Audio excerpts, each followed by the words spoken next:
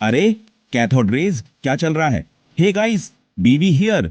आज हम cathode rays की सुपर कूल दुनिया में जा रहे हैं। सोचो, एक ट्यूब में से इनविजिबल बीम्स शूट कर रहे हो। यही चीज साइंटिस्ट्स ने 1800s में फिगर आउट की थी। ये बीम्स, जिन्हें कैथोड रेज कहते हैं, एक टोटल मिस्ट्री थे।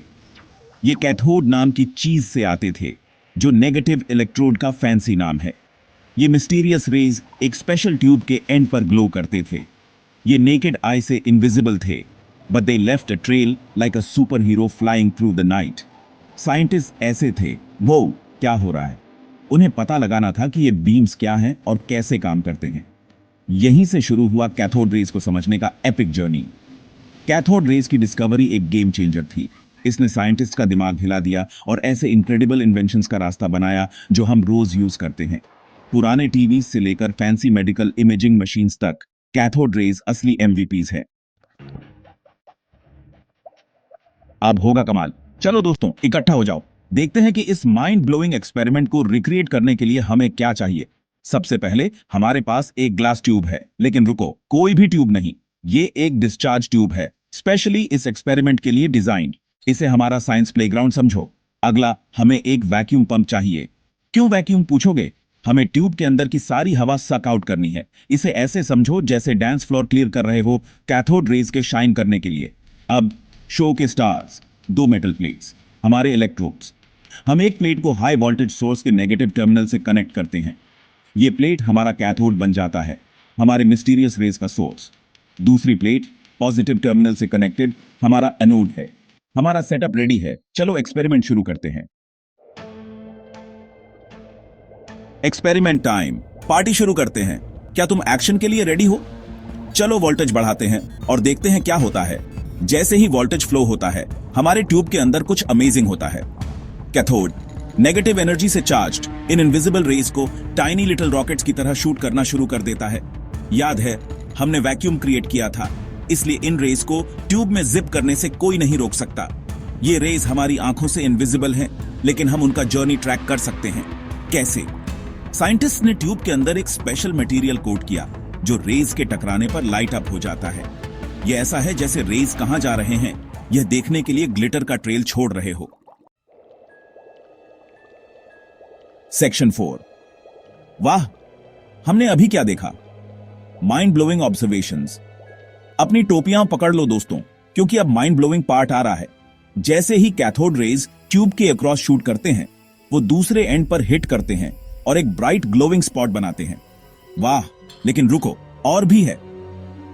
साइंटिस्ट ने कुछ ट्रूली बिजार नोटिस किया। अगर वो ट्यूब के पास एक मैग्नेट लाते थे, तो ग्लोइंग स्पॉट मूव कर जाता था। इसका मतलब था कि रेज मैग्नेटिक फील्ड से डिफ्लेक्ट हो रहे थे। इसका क्या मतलब हो सकता है?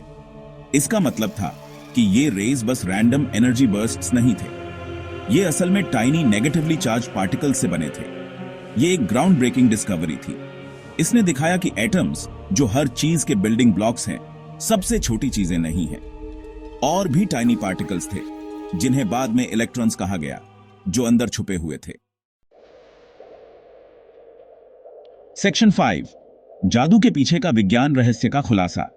अब इस इलेक्ट्रीफाइंग एक्सपेरिमेंट के पीछे के साइंस को ब्रेक डाउन करते हैं। जब हम वोल्टेज बढ़ाते हैं, तो ये हमारे कैथोड और एनोड के बीच पोटेंशियल डिफरेंस क्रिएट करता है। कैथोड नेगेटिवली चार्ज्ड इलेक्ट्रॉन्स के लिए मैग्नेट जैसा बन जाता है, वो tiny negatively charged particles metal के अंदर। ये इलेक्ट्रॉन्स कैथोड से रिपेल होते हैं और एनोड की तरफ जूम करते हैं, हमारा कैथोड रेज का बीम बनाते हैं। लेकिन ये स्ट्रेट लाइन में क्यों मूव करते हैं? याद है, हमने वैक्यूम क्रिएट किया था। अगर अंदर एयर होती, तो इलेक्ट्रॉन्स एयर मॉलिक्यूल से टकराते और स्कैटर हो जाते। लेकिन क्लियर पाथ के साथ वो स्ट्रेट लाइंस में जिप करते हैं, वो ऑसम ग्लोइंग स्पॉट बनाते हैं। लेकिन असली मैजिक तब होता है जब हम मैग्नेट इंट्रोड्यूस करते हैं। मूविंग इलेक्ट्रॉन्स हर एक टाइनी नेगेटिव चार्ज कैरी करते हुए अपना मैग्नेटिक फील्ड क्रिएट करते हैं। और जैसे दो मैग्नेट्स इंटरैक्ट करते हैं, इलेक्ट्रॉन्स का मैग्नेटिक फील्ड एक्सटर्नल मैग्नेट के साथ इंटरैक्ट करता है, जिससे बीम बेंड हो जाता है। Section 6, real life super hero चीजें, कैथोड रेज इन एक्शन। तो हमें किसी ग्लोइंग ट्यूब और इनविजिबल रेज की परवाह क्यों करनी चाहिए? कैथोड रेज की डिस्कवरी बस कोई कूल साइंस एक्सपेरिमेंट नहीं थी। यह एक सुपर पावर ढूंढने और उसे दुनिया बदलने के लिए यूज करने जैसा था। याद है वो पुराने टीवीज बल्कि बॉक्सेस के साथ? वो स्क्रीन पर इमेजेस क्रिएट करने के लिए कैथोड रे ट्यूब्स यूज करते थे। इलेक्ट्रॉन्स के बीम को कंट्रोल करके वो स्क्रीन के डिफरेंट पार्ट्स को लाइट अप कर सकते थे, मूविंग पिक्चर्स क्रिएट करते थे। और सिर्फ टीवीज ही नहीं, एक्सरे मशीन्स हॉस्पिटल्स में हमारे शरीर के अंदर देखने के लिए यूज होती है, वो भी कैथोड रे टेक्नोलॉजी यूज करती हैं। आज की डिजिटल वर्ल्ड में भी कैथोड रे टेक्नोलॉजी अभी भी साइंटिफिक इंस्ट्रूमेंट्स और रिसर्च लैब्स में यूज होती है। तो अगली बार जब आप टीवी देखो या एक्सरे करवाओ, तो उन टाइनी लिटिल इलेक्ट्रॉन्स को याद रखना जो जिप कर रहे हैं और ये सब पॉसिबल बना रहे हैं। अगली बार तक क्यूरियस रहो, ऑसम रहो, पीस आउट।